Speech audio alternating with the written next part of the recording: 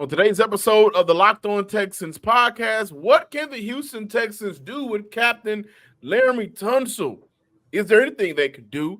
And the Texans have been missing out on an explosive offense.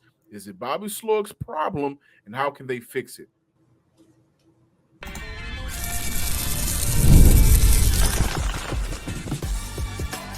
You are Locked On Texans, your daily podcast on the Houston Texans. Part of the Locked On Podcast Network, your team every day. Welcome in, everybody, to this Tuesday episode of the Locked On Texans podcast, a part of the Locked On Podcast Network, your team every day. Today's episode is brought to you by FanDuel. Please place your $5 bets now, and you can get started with $200 in bonus bets guaranteed. Just visit FanDuel.com to get started. I'm your Texans football analyst, Johnson Sports Guy Hickman. On the other side of the screen, all the way up in Detroit, still holding it down for the South, Cody Davis. Today's episode, we are talking Texans and how to fix issues.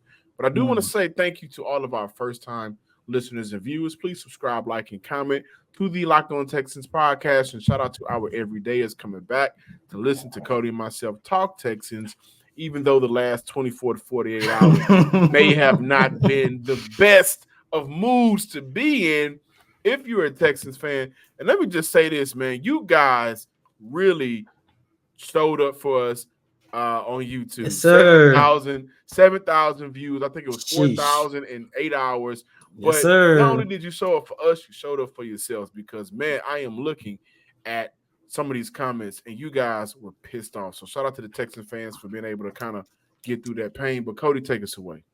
Hey, on this Tuesday installment of Locked On Texans, of course, we're going to continue with more takeaways. Matter of fact, the top two main takeaways from the Houston Texans 34-7 defeat by the hands of the Minnesota Vikings. And then we're going to close off the show with some injury updates. As you guys saw in the fourth quarter, Tank Dell did go down with a rib injury. So, we got a minor update on that. But, John, let's get into it, man. What in the world, what in the hell can the Houston Texans do with Laremy Tunsil, man? Because of course that was the number one topic, not just in the city of Houston, but it was the number one topic across the sports world when everyone was looking at and trying to get a hold. How did the Texans lose the way they did to the Minnesota Vikings? And of course, at the top of everybody's list was Laremy Tunsil. And John, it's not just what took place in Minnesota. This has been an ongoing issue for the entire season. And we are only 3 games in, and Laremy Tunsil has already been penalized a total of 10 times. John, I know you're going to get into it with the new rules that the offensive linemen have to abide by. Everyone saw the quote that Aaron Wilson was able to post after the game on Sunday when, Laremy Tunsil basically said that, he felt like, not only himself, but the Houston Texans, his offensive linemen, they are being quote unquote targeted. But John, I look at it from a standpoint, man, if there is a new rule in place where these offensive linemen has to adjust how they've been lining up throughout their whole entire career, it just goes back to what I just said at the end of yesterday's show. First and foremost, Laremy Tunsil, man, I think he needs to get into practice a lot more. A lot of times, ever since you and I have been around this organization, you know me, before I made this move up here to Detroit, I was around this organization every single freaking day. And Wednesdays and Thursdays used to be the quote unquote veteran day. And there used to be times where Laremy Tunsil used to only practice on a Friday. Not only that, if they incorporated this new rule this offseason, how many times did we see Laremy Tunsil participate in training camp practice heading into the 2024 so campaign? I was only out there a handful of days, and I don't think I saw Laremy Tunsil out there at all. And we got a great opportunity to see the rookie Blake Fisher. Mm-hmm. We even got a chance to see Titus Howard play some football, but not a lot of Laremy Tunsil out there at all, actually. And if he was out there, he's on the sideline, big chilling, like always. And look, I do want to give Laremy Tunsil a little bit of a leeway because he was recovering from an off-season knee procedure that That he, matters. took place, and that matters. However, John, I just look at it from a standpoint, not just this year, but ever since Laremy Tunsil has been here with this organization, especially over the last 3 years, man. He's always had issues with penalties, and I think, man, it starts with him finally getting some real reps in practice to fix this issue. That's the way I Yeah. see it. Yeah, and Laremy even talked about it. He was asked about the false starts and said, false starts, I want people to understand we all have to be on the same communication. I'll take accountability because they're calling my name, but it takes all of us. And D'Amico Ryans even talked about the loss. They beat us up and down the field. We didn't do anything to help ourselves. Way too many penalties. Again, that starts with me. It's too many penalties, back-to-back games with over 10 penalties. And for the Minnesota Vikings, I think that they knew they had the advantage there, being able to get after the quarterback because when you look at the false starts, you look at some of the things that was going on, all of that I think played off of the fact that you have to anticipate this blitz that's coming because the mixed coverages is going to throw off the quarterback a little bit. We got to give him time, and I also think the surrounding the stadium, Minnesota was rocking in that stadium. I think that threw it off a little bit as well. But to Laremy Tunsil's point, you were the only one that was hopping off sides. Nobody else was moving. When it was a false start called on Laremy Tunsil, the rest of the line was down, set. They were still set. So for me, it's just a lack of accountability there with Laremy. Man, listen, Laremy is this, I think, the second highest paid tackle in the NFL. The Houston Texans offensive line, they spend more money, APY, on the offensive line than any other position on that team. Now, granted, CJ ain't got no contract yet. Nico just got his contract. You look at a lot of major players for Houston. They are on relatively affordable deals, but no quarterback contracts. So I do want to look at that, but it's inexcusable. You are a captain. There is no accountability there. And Cody, I think you mentioned it yesterday, and then I started to see it more and more and hear it more and more on Texans Twitter. So shout out to those guys. But the fact remains is, Cody, you have spent over 1,000 days in some capacity being around that franchise. And I do want to ask you on how many fingers can you tell the amount of time you saw Laremy Tunsil out there suiting up. And to the point of the new rule, right? The league is picking on us. I do want to agree with the offensive lineman to say there's a lot of inconsistencies with that. Absolutely. But did you give yourself time to be prepared for the rule if you're out there at practice? Now, I don't know how this is, so I'm not going to hold weight into it. I saw this on ESPN 97.5. I forget which radio analyst it was, but one of the guys mentioned that he had heard around the league that the Texans had to bargain with Laremy Tunsil to practice during the year at points in the season. He's been penalized. His highest has been 20 in the season. It's inexcusable. You are a captain, and the conversation around what do you do with Laremy Tunsil? How can you stop this? I don't know if Laremy cares enough to have a fire lit under him. Some guys are just good at what they do, and they know that they're good, and they know that without any real effort, I'm better than 10 of the other 15 guys. Well, that's the problem. The other 5 guys that you're not better than, Trent Williams, the best left tackle in the NFL, all pro, no question, right? A status you're trying to get to. The effort for Laremy has always been a question mark. He's just so good at his job that at times you can overlook it. But there's a play, I mentioned it for Monday, so I'm going to mention it again. I tweeted it out on my Twitter, where the offensive line got beat. But Laremy, a backside block was there to be had. And you could have gave Cam Akers enough space to make something happen and extend the play, extend the drive. And you just whiffed on a block. Effort. You're captain with a lack of effort there. You're captain, and during the summer, where everybody else is practicing and getting together, understandably so, recovering from an injury. You're not really there to be found too much a lot on the field. Tank Dell just came off of an injury and other offseason issues. And I'm not trying to pit nobody together. That's not what I'm doing. But that's a second-year guy that's hungry. Mm-hmm. I got a family to feed. Beautiful family, right? By the way, I got people looking up to me. I'm hungry. I'm young, and I'm ready. Laremy seems like, man, I done did it. It's y'all time to go out there and do it. I'm the OG now, and if that's the case, you shouldn't be making that much money if you're not going to give the same effort to this team that everybody else is giving. Fact of the matter is, you are supposed to be the best player on this offensive line. Talent-wise, you still are. Accolades-wise, you still are. But the lack of effort can be so infuriating. Standing on the sidelines, watching the game from home, fans in the stadium, it can be so infuriating because we know that if you add that element to your game, there's a potential level of offense that can be unlocked if you just give a little bit more.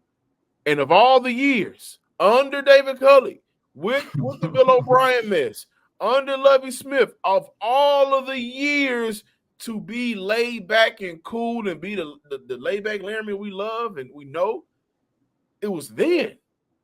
Even last year a little bit. But I hate this whole fact that expectations outside noise is it don't bother. Man, cut it out. Expectations are real.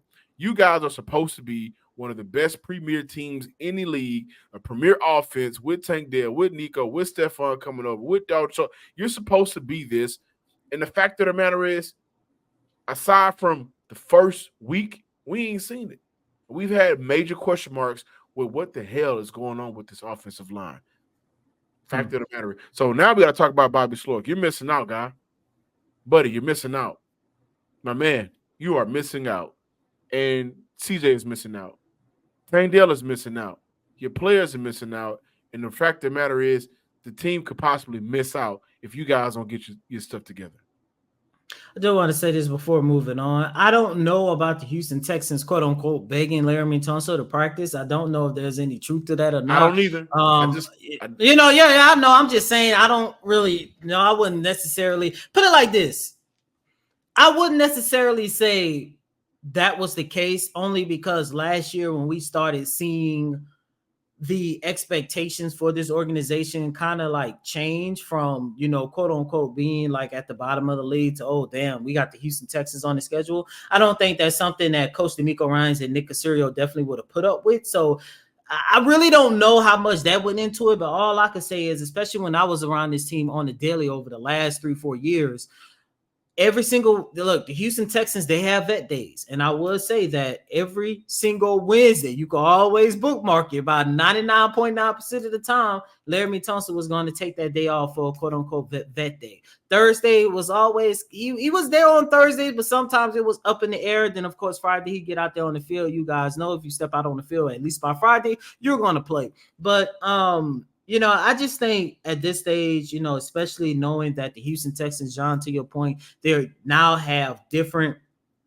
expectations. I think, Laremy Tunsil, man, he got to step it up, whether that's getting on the practice field a little bit more, studying a little bit more, with this new rule at least, because look, regardless of how much everyone is talking about, these penalties, I mean, Laremy Tunsil's still damn good at his job. Let's not forget that point. I mean, once he get the snap count decent and good, he's still one of the best left tackles in the game. However, it's just one of them situations where he has to just fix this small problem. And look, I say this. That's the only thing you can do with Laremy Tunsil.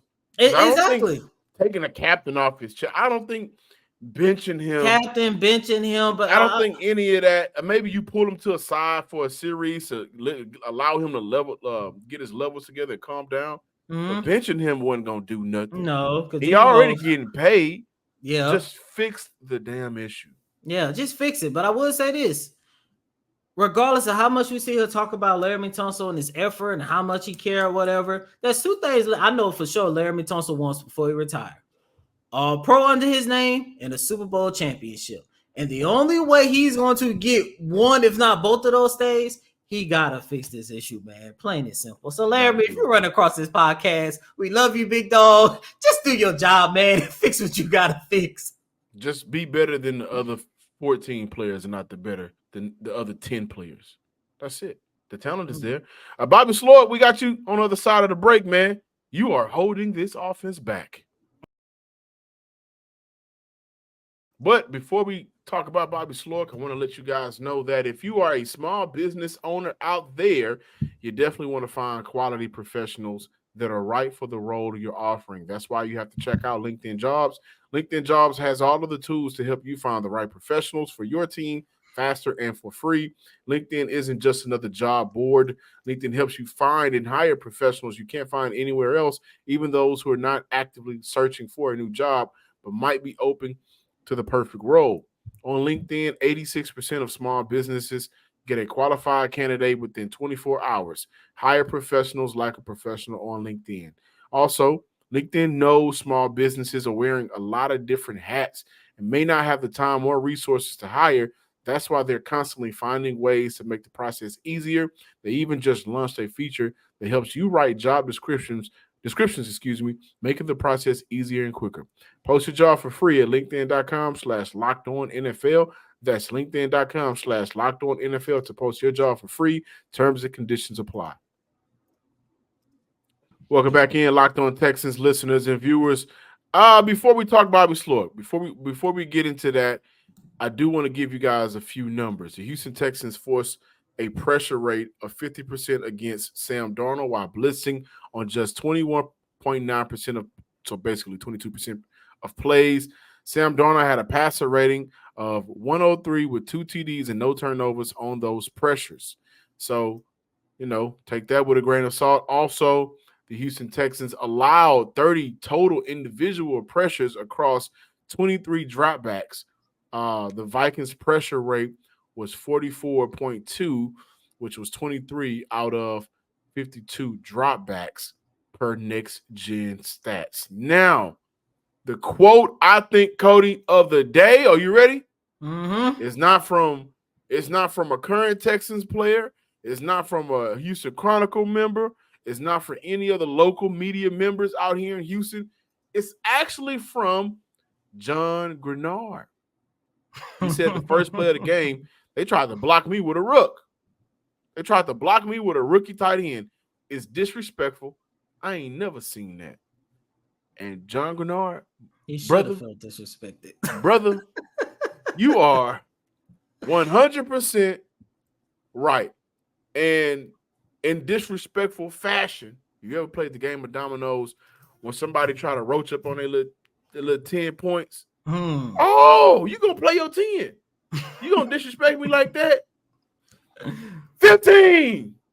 I got them twins, Ella, Bella, and Stella. For John Grenard, it was sack, and I'm on that sack again. It was disrespectful. But for Bobby Slowik, he said something before I pass it to you. He said something that really was alarming. And I told you guys, we played the clip before.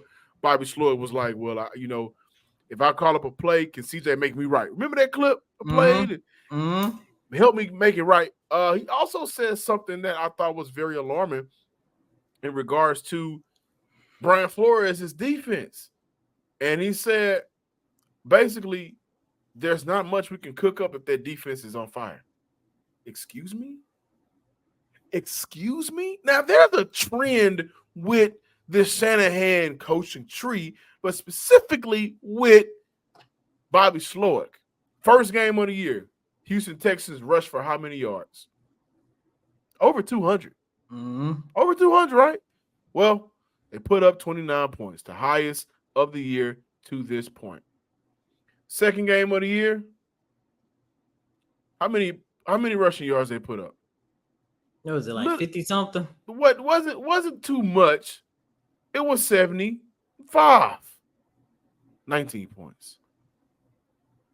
Sunday game, 38 rushing yards, 7 points.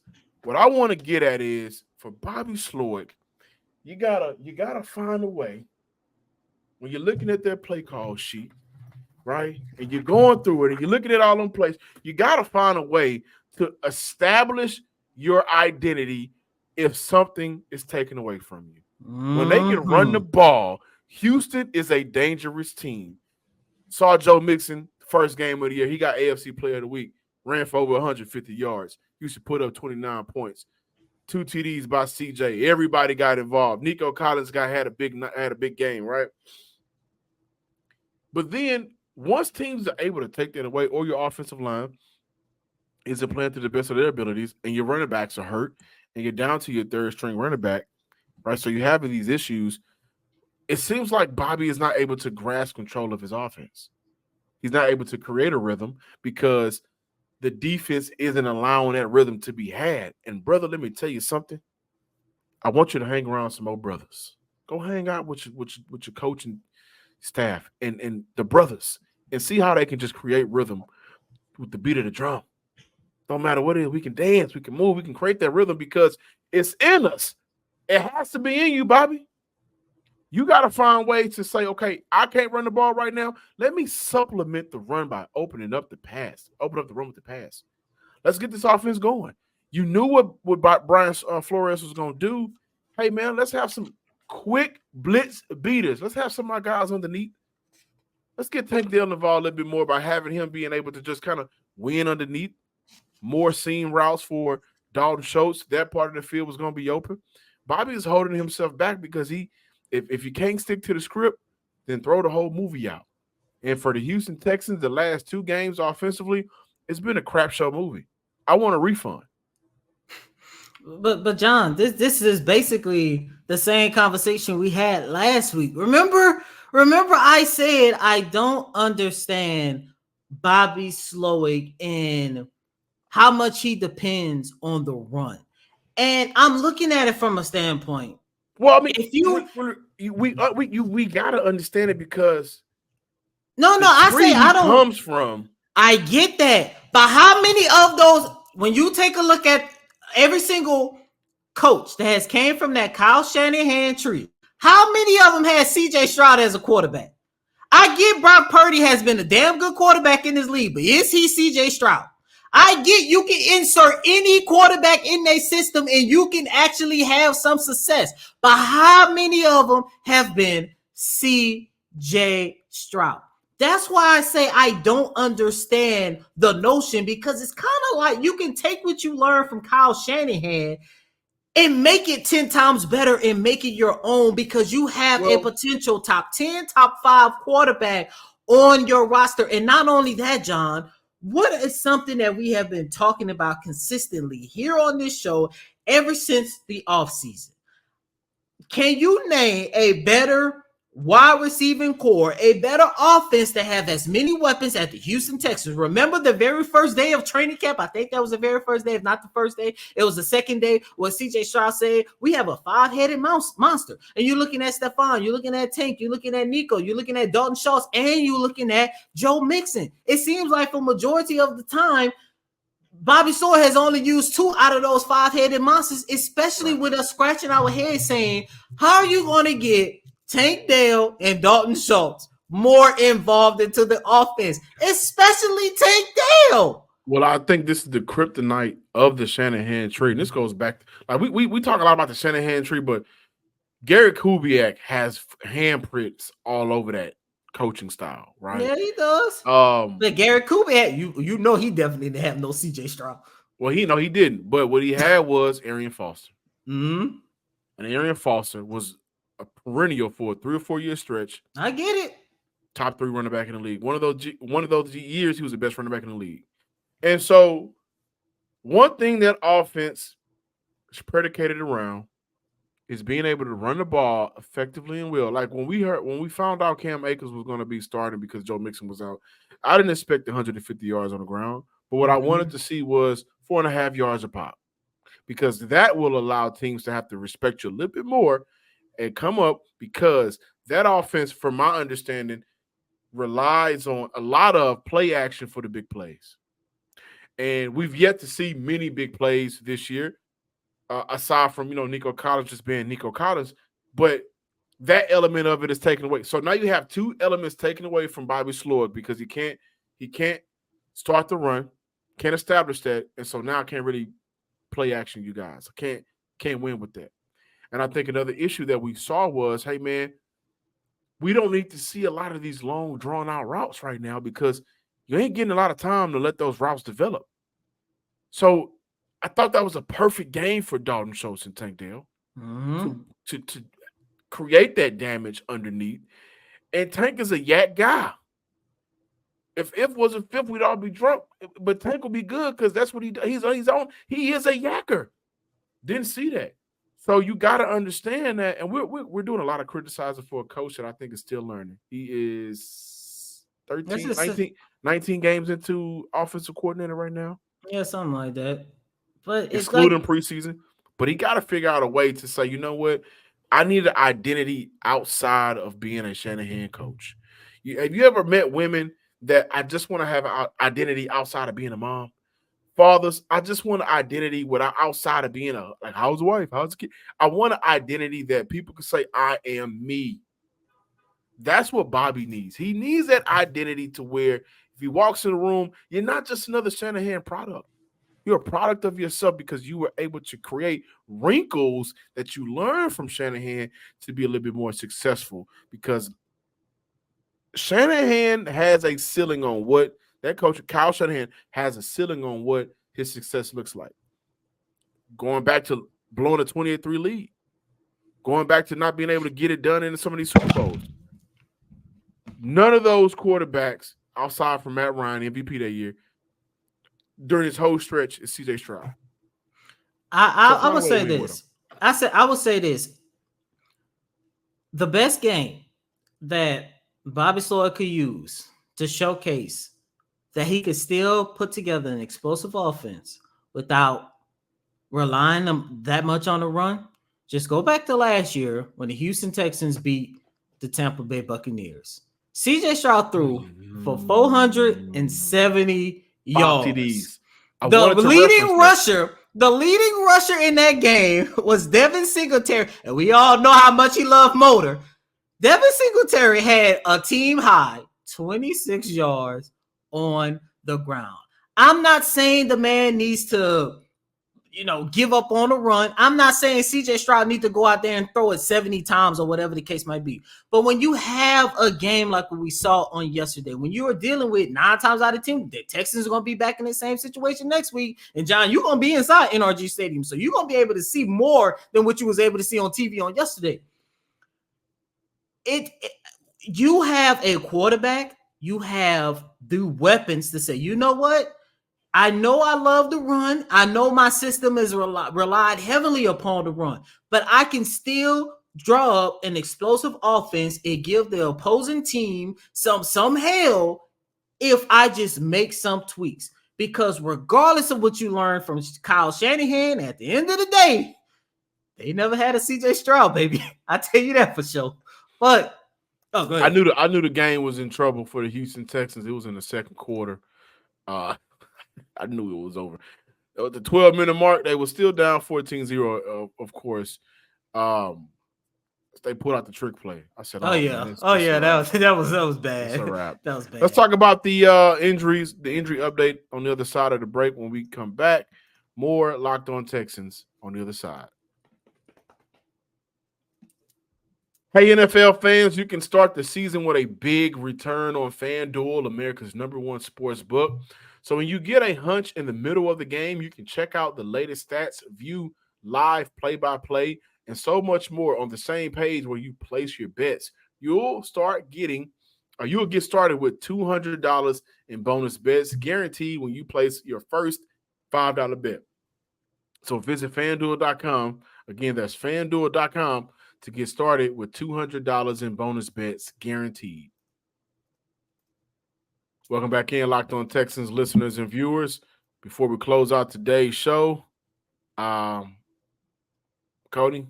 injury updates. I do want to say that the Texans defense, after allowing 2 scores in the first quarter, they didn't allow none for the whole second quarter.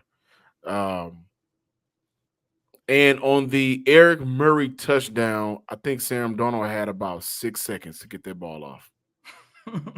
So do with that as you will. Hey, kudos to the Vikings, man. They're a hell of a lot better than what I thought, man. I will say that. But the main reason why I definitely wanted to talk about Bobby Slowik and how is he going to, make the tweaks that's needed in order to make sure that he still utilize his weapons, still utilize, putting together, somewhat of an explosive offense. Like John Mechie? Yeah, that would be a very good idea. That would be a very good idea. But is he over at Frank Ross' house just chilling? I Trying to learn, so. or is he in a doghouse? Where is John Mechie? I don't know. I mean, back to back healthy scratches, man. I truly don't know. But there might be an opportunity where we might see John Mechie for Sunday's game against the Jacksonville Jaguars, who are currently playing against the Buffalo Bills as of right now. But Tank Dell got banged up with a rib injury in the fourth quarter of yesterday's game. Not only that, you also got to keep in mind that head coach D'Amico Ryans did not give that much of an injury update about what's going on between Dameon Pierce and Joe Mixon. Joe Mixon is still battling, the ankle injury that he sustained, and Dameon Pierce is still battling a hamstring injury. And as of right now, John, I'm still not expecting both of those guys to suit up on Sunday. I know we still got a whole entire week of practice. Hopefully they will be out there on the field. However, knowing how long it takes to recover from, a highly severe ankle injury and a hamstring injury, which roughly the short period of a hamstring injury is always around 3 weeks, I'm still not expecting both of those guys to be out there on the field Sunday. Hopefully I'm wrong. But, John, it doesn't look good for the Houston Texans in terms of the player that they was missing against the Minnesota Vikings. And, of course, depending on how this situation play out tonight against the Jacksonville Jaguars, you're looking at a situation where they're going to be injury riddled going up against the Jacksonville Jaguars team that's going to be desperate for a quote-unquote victory for the 2024 season. Absolutely. Last little tidbit that I want to share before we get out of here. Shout out to my man John Crumpler on Twitter at John H. Crumpler. Houston played off coverage 5+ yards or more. Pre-snap. Sorry, I cut you off. You knew I was going with it right. Listen, they played off coverage 5 yards or more distance pre-snap on Justin Jefferson for 50% of his routes on Sunday. He saw 5 targets, 4 receptions for 70 yards on those plays. Jefferson had 0 receptions on the 25% of his routes where corners were pressed up on him. I think on both sides of the ball and special teams. Just a little man in the mirror, Cody. I know you know about looking at the man in the mirror. and Steven Nelson, man, come on, man. Chill out, man. Oh, man. It's been a long time since the Texans had a week like this, man. It's fun, though, right? All I gotta say. There's no perfect season. Even the last time they had a real perfect season was 1972 with the Miami Dolphins. We experienced a perfect regular season all the way up to the Super Bowl because Eli, who will be a Hall of Famer, spoiled my year at that time. Not on the first ballot, though. Not on the first ballot. Please, not on the first ballot. There's no perfect season, guys. It's a bump in the road, but you don't want this bump in the road to end up like Bissonnette, Beach Nut, and Bel Air. Not them bumps in the road. Because if you do, the Texans' tires are going to fall off quickly, and this will be a terrible season. Thank you guys for watching today's episode of the Locked On Texans podcast. Please subscribe, like, and comment to the podcast on YouTube and wherever you listen to your podcast. Also follow me on Twitter at John_Hickman12. At the time of this recording, the Jags are down 13-0. So the Jaguars will be hungry. Shame. Oh my goodness. Oh man. But as always, I'm your host, Cody M. Davis. Please remember to follow me on Twitter at CodyDavis_24. Once again, it's Cody COTYDAVIS_24. Until next time, ladies and gentlemen, peace.